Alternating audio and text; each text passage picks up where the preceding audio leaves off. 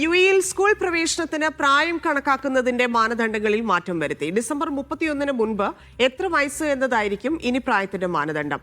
നിലവിൽ ഓഗസ്റ്റ് 31 എന്ന തീയതി അടിസ്ഥാനമാക്കിയാണ് പ്രായപരിധി നിശ്ചയിച്ചിരുന്നത്.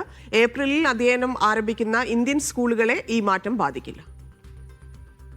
യുഎഇയിലെ ദേശീയ സിലബസ് പിന്തുടരുന്ന സ്കൂളുകളിലടക്കം ഓഗസ്റ്റ് 31 പ്രായപരിധി നിശ്ചയിക്കുന്ന ദിവസമായതിനാൽ സെപ്റ്റംബറിന് ശേഷം ജനിക്കുന്ന കുട്ടികൾക്ക് ഒരു വർഷം പഠനം നഷ്ടമാകുന്നുവെന്ന പരാതി യുഎഇ പാർലമെന്റായ ഫെഡറൽ നാഷണൽ കൗൺസിലിൽ വരെ ചർച്ചയായിരുന്നു. ഈ സാഹചര്യത്തിലാണ് പ്രായപരിധി നിശ്ചയിക്കുന്ന തീയതി ഡിസംബർ 31 മാറ്റിയത്. പ്ലേ സ്കൂൾ പ്രവേശനത്തിന് കുട്ടികൾ ഡിസംബർ 31 മുമ്പ് 3 വയസ്സ് തികഞ്ഞവരാകണം.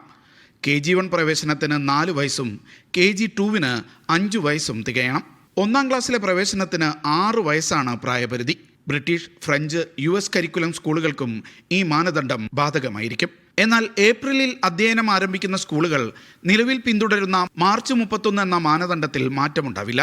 CBSE ഇന്ത്യൻ കരിക്കുലം സ്കൂളുകളിൽ ഏപ്രിലിലാണ് അധ്യയനം ആരംഭിക്കുന്നത് എന്നതിനാൽ മാനദണ്ഡങ്ങളിലെ മാറ്റം ഇന്ത്യൻ സ്കൂളുകൾക്ക് ബാധകമാവില്ലെന്ന് വിദ്യാഭ്യാസ രംഗത്തുള്ളവർ വ്യക്തമാക്കി. Media 1, Dubai.